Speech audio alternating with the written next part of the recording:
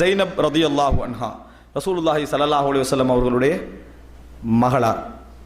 ரசூல் ஸல்லல்லாஹு அலைஹி வஸல்லம் அவருக்கு இருந்த 4 மகளார்களில் மூத்த மகள் தான் ஜைனப். மூத்த மகள் ஜைனப். ரசூல் ஸல்லல்லாஹு அலைஹி வஸல்லம் அவர்கள் இஸ்லாம் அவர்களுக்கு கிடைப்பதற்கு முன்னாலேயே திருமணம் முடிச்சு வச்சார். யாருக்கு? அபுல் ஆஸுக்கு. அபுல் ஆஸ் யாரு? அதாவது ஹதீஜா ரதியல்லாஹு அன்ஹாவுடைய சகோதரி ஹாலா என்பவருடைய மகன். சாட்சியிட அல்லது என்னது சாட்சியிட புள்ள அவர் தான் முடிச்சு. நல்ல பண்புள்ளவரும் தான் திருமணம் முடிச்சு வைக்கிறான். நான் இந்த இடத்துல உங்களுக்கு என்ன சொல்ல வருகிறேன் என்றால், ஒரு இறைவனை மாத்திர நம்பி எதிர்பார்த்து மக்களுடைய விமர்சனங்களை சட்டை செய்யாமல் பொறுமையோடு வாழக்கூடியவருடைய வாழ்க்கைக்கான ஒரு சிறந்த உதாரணம் ஜைனப் ரதியல்லாஹு அன்ஹா. இவன் திருமணம் முடிச்ச பின்னால் ரசூலுல்லாஹி ஸல்லல்லாஹு அலைஹி வஸல்லம் அவர்களுக்கு இவங்க 2 பேர் வாழ்க்கை சிறந்த முறையில் போகுது. நபி அவர்களுக்கு என்ன கிடைக்குது? இஸ்லாம் கிடைக்கிறது. இவர் அபுல் ஆஸ் ஒரு பிரயாணத்தில் இருந்து திரும்பி வாராரு. வீட்டுக்கு வந்து பார்த்தா ஜைனப் ரதியல்லாஹு அன்ஹா இஸ்லாத்தை ஏற்றிருக்கிறார்கள். அப்போ சொல்றாங்க, நான் இஸ்லாத்தை ஏற்றுக்கொண்டு விட்டேன், எனது தந்தை நபியாகி விட்டார், அவருக்கு வஹி அறிவிக்கப்பட்டிருக்கிறது, நீங்களும் இஸ்லாத்தை ஏற்றுக்கங்கன்ற நம்பிக்கை இருந்துச்சு அவருக்கு. கணவன் என்ன இஸ்லாத்தை ஏற்றுக்கொள்வார். கணவர் என்ன சொன்னாரு? ஒரு பெண்ணுடைய வார்த்தைக்காக நான் மதம் மாறிவிட்டேன் என்று எங்கள் சமுதாயம் பேசுவதை நான் விரும்பவில்லை. அதே நேரம் உங்கள் தந்தை பொய்யரும் அல்ல, உங்கள் தந்தை பொய்யரும் அல்ல என்று சொல்றாங்க. அப்ப அவர் உண்மையை விளங்குறாரு. ஆனா சமுதாயத்தில் அவமானப்பட ஒரு விருப்பம் இல்லை. காலம் இப்படி ஓடுது. காவிர்களோடு திருமண பந்தம் இல்லை என்ற சட்டம் எல்லாம் மதீனால இறங்கிச்சு. அதே நேரத்தில் கடைசி காலம் ரசூல் ஸல்லல்லாஹு அலைஹி வஸல்லம் அவர்கள் ஹிஜ்ரத் செய்கிறார்கள் ஊரை விட்டு. நபி அவர்களோடு உம்மு குல்சூம் ரதியல்லாஹு அன்ஹா பிரயாணம் போறாங்க, ருக்கையா ரதியல்லாஹு அன்ஹா பிரயாணம் போறாங்க, ஃபாத்திமா ரதியல்லாஹு அன்ஹா பிரயாணம் போறாங்க, அவருடைய கணவர்மார் உஸ்மான் ரதியல்லாஹு அன்ஹு, அலி ரதியல்லாஹு போறாங்க. ஜைனப் ரதியல்லாஹு அன்ஹா குழந்தையோட வராங்க ரசூலுல்லாஹ். ரசூல் ஸல்லல்லாஹு அலைஹி வஸல்லம் அவர்களிடத்தில் குழந்தையோடு வராங்க. அல்லாஹ் தந்தையே நான் என்ன செய்ய, ஹிஜ்ரத்தா இல்லையா அப்படின்னு கேட்குறாங்க. ரசூல் ஸல்லல்லாஹு அலைஹி வஸல்லம் சொன்னா, உங்கள் கணவரோடு இருந்து கொள்ளுங்கள், உங்களோட கணவரோடு என்ன செய்ய இருந்து கொள்ளுங்கன்னா ரசூல் ஸல்லல்லாஹு அலைஹி வஸல்லம் அதாவது ஜைனப் ரலியல்லாஹு அன்ஹா மக்காலே இருந்தான். பின்னால பத்ர் யுத்தம் நடக்கிறது. பத்ர் யுத்தத்தில் காவிர்களுடைய அணியில் அபுல் ஆஸ் கலந்து கொள்கிறார். ரபி அவர்களுடைய மருமகன் மாமனாருக்கு எதிராக யுத்தம் செய்கிறார். அந்த யுத்தத்தில் பத்ர் யுத்த வெற்றியின் பொழுது அபுல் ஆஸ் கைது செய்யப்படுகிறார். நபி அவர்களுக்கு இறைவன் கொடுத்த சோதனை, நபி அவர்களுக்கு இறைவன் கொடுத்த சோதனை. ஜைனப் ரதியல்லாஹு அன்ஹா அவர்களுக்கு இறைவன் கொடுத்த சோதனை. ஏன்னா அவர் மோசமான கணவராகவும் இல்லை, பண்புல நல்ல கணவராக இருந்தார், கொடுமைப்படுத்தலாம் இல்லை. ஆனா கொள்கையில் அவர் என்ன செஞ்சாரு? அப்படிப்பட்டவராக இருந்தார். இந்த நேரத்தில் ஷகீக் இப்னு ரபியை தம்பியை என்ன செய்யறான்னா ஜைனப் ரதியல்லாஹு அணுகி, யாரு? அபுல் ஆஸ்ல தம்பியை அணுகி மாலையை கலட்டி கையில கொடுத்து சொல்றாங்க, நபி அவர்கள் பரிகாரம் வாங்கி விடுதலை செய்து கொண்டிருக்கிறார்கள், என் கணவரை விடுதலை செய்ய சொல்லுங்கள். நபி அவருடைய மகளார் அனுப்பி வைக்கிறாங்க. அப்ப மாலை எடுத்துட்டு ஷகீக் இப்னு ரபி என்ன செய்யறாரு? மதீனாவுக்கு போறாங்க. மாலை ரசூல் ஸல்லல்லாஹு அலைஹி வஸல்லம் கைக்கு வருகிறது. கைக்கு வந்தவுடன் பக்கா ரசூலுல்லாஹி ஸல்லல்லாஹு அலைஹி வஸல்லம், நபி அவர்கள் கண்ணீர் விட்டு அழுதார்கள். கண்ணீர் விட்டு அழுதார்கள்.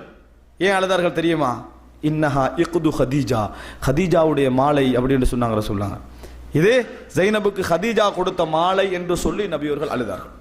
அன்புள்ள சகோதரர்களே, இந்த நிமிடம் நபி அவர்கள் நபித்தோழர்களை பார்த்து சொல்கிறார்கள், சிலவங்களை சும்மா விட்டாங்க, பரிகாரம் வாங்கிட்டு விட்டாங்க. அப்படி சும்மா விட்டவர்களில், பரிகாரம் வாங்காமல் சும்மா விட்டவர்களில் இந்த அபுல் ஆஸையும் நான் ஆக்கட்டுமா அப்படின்னு நபித்தோழர்களிடத்தில் கேட்கிறார்கள். நபித்தோழர் என்ன சொல்லுவாங்க? அல்லாஹ்வின் தூதரே, அப்படி விட்டு விடுங்கள் என்கிறார்கள். அந்த அதாவது மாலையை எடுத்துட்டு ரசூலுல்லாஹ் அபுல் ஆஸை தனி அழைத்து சொல்கிறார்கள், மாலையை கொடுத்துட்டு இதை நீங்கள் முறையாக பார்த்து கொள்ளுங்கள், இது ஹதீஜாவுடைய மாலை, எனக்கு என் மகளை திருப்பி அனுப்புங்க. நாங்கள் ஜைனப ரதியல்லாஹு அன்ஹாவை திருப்பி அனுப்புங்க. ஜைனப் ரதியல்லாஹு அன்ஹா உமாமாவை சுமந்து கொண்டு, உமாமா ரசூலுல்லாஹோட பேத்தி, ஹசன் ஹுசைன் மாதிரி உமாமா ஒரு பேத்தி, சுமந்து கொண்டு மதீனாவுக்கு வராங்க. 2வது வருஷம் வந்துட்டா தானே, 3வது வருஷம் அவ திருமணம் பேசுறாங்க நிறைய பேர். ஏன்னா இப்ப காஃபிருடைய உடன்படிக்கையில் தான் நீங்க வந்துக்கிறாங்க, முடிக்கல ஜைனப் ரதியல்லாஹு அன்ஹா. 4வது வருடம், 5வது வருடம், 6வது வருடம், 7வது வருடம் வரைக்கும் திருமணம் பேசினாங்க, முடிக்கவே இல்லை. யாரையும் அவ சிந்திக்கல, கணவர் இஸ்லாத்துக்கு வர வேண்டும் மனசுல இருந்து. அது வரைக்கும் அவன் எதிர்பார்த்து இருந்தான். அவருக்கு சமனா இன்னொரு கனவை அவன் நினைக்கவும் இல்லை. இப்படிப்பட்ட ஒரு காலப்பகுதியில் இந்த அபுல் ஆஸ் ஒரு வியாபார கூட்டத்தை எடுத்துக்கொண்டு என்ன செய்யறார்? அட்வான்ஸ் எல்லாம் வாங்கி கேபிட்டல் எடுத்துக்கொண்டு சிரியாவுக்கு போறார். நபித்தோழர்கள் கிராஸ் பண்ணி, ஏண்டா முஸ்லிம்களுக்கு அநியாயம் செய்தவர்கள் அவர்கள், கிராஸ் பண்ணி அவருடைய வியாபார கூட்டத்தை என்ன செய்யறாங்க? கைது செஞ்சு மதீனாவுக்கு எடுத்து வருகிறார்கள். தப்பி ஓடி அபுல் ஆஸ் ஜெய்னப் ரதியல்லாஹுடைய வீட்டுக்குள்ள நுழைஞ்சு சொல்றாங்க, எப்படியாவது இந்த பொருளாதாரத்தை காப்பாற்றி தந்துருங்க, மக்காவில் உள்ள எல்லாரோட சொத்தும் அதில் என்ன செய்து இருக்கிறது அப்படின்றான். உடனே ஜெய்னப் ரதியல்லாஹு ரசூல் ஸல்லல்லாஹு அலைஹி வஸல்லம் இடத்திலே வருகிறார்கள். அவ்வளவு நேரத்தில் இருந்த அன்பை பாருங்க. ரசூல் ஸல்லல்லாஹு அலைஹி வஸல்லம் இடத்திலே வந்து, அல்லாஹ்வின் தூதரே, எனது கணவருடைய சொத்தை திருப்பி கொடுக்க இயலுமான்னு கேட்கிறாங்க. உடனே நபியர்கள் சொன்னாங்க, அதாவது என்னிடத்தில் அந்த உரிமை இல்லை. நபித்தோழர்களை அழைத்து சொல்றாங்க, ஜெய்னப் இப்படி கேட்கிறா, நீங்க என்ன சொல்றீங்க? நீங்க விரும்பினா தான் என்ன செய்வேன், நான் செய்வேன் என்றாங்க. உடனே நபித்தோழர்கள் சொன்னார்கள், ஜெய்னப் யாருக்கு பாதுகாப்பு கொடுத்தார்களோ அவர்களுக்கு நாமும் பாதுகாப்பு கொடுக்கிறோம் அப்படி என்று அவ்வளவு கஷ்டப்பட்டு பிடிச்ச சொத்தையும் திருப்பி அனுப்புறாங்க. அந்த நேரத்தில் ஜெய்னப் அபுல் ஆஸை அழைத்து கேட்கிறார்கள், இன்னும் இஸ்லாத்துக்கு வர மாட்டீங்களான்னு கேட்கிறாங்க. இல்லைன்னு போயிட்டார். அவ்வளவு சொத்துக்களை எடுத்துட்டு என்ன செய்யறாரு, இல்லை என்று போய் விடுகிறார். போய் மதீனாவிலே மக்காவுக்கு போய் சொத்துக்களை எல்லாம் ஒப்படைச்சிட்டு மக்காவுக்கு வருகிறார். நபி அவர்களிடத்திலே வந்து, அஷ்ஹது அல்லா இலாஹ இல்லல்லாஹ் வ அஷ்ஹது அன்ன முஹம்மதன் அப்துஹு வ ரசூலுஹு என்று சொல்லி இஸ்லாத்தை ஏற்றுக்கொண்டார்கள். ஏற்றுக்கொண்ட நாள் ஒரு வருடம், ஒரு 7-8 மாதங்கள் அபுல் ஆஸும் ஜெய்னப் ரதியல்லாஹு அவர்கள் சந்தோஷமாக வாழ்ந்தார்கள். ஜெய்னப் ரதியல்லாஹு அவர்கள் அடுத்த வருடமே மரணித்தார்கள். ஒரு வருஷம் இல்லை, அடுத்த வருடமே என்ன செய்தார்கள், மரணித்தார்கள். ரசூலுல்லாஹி ஸல்லல்லாஹு அலைஹி வஸல்லம் மகளின் மரணத்தை நினைத்து உமாமாவை தூக்கி கொண்டு தொழுவார்கள்.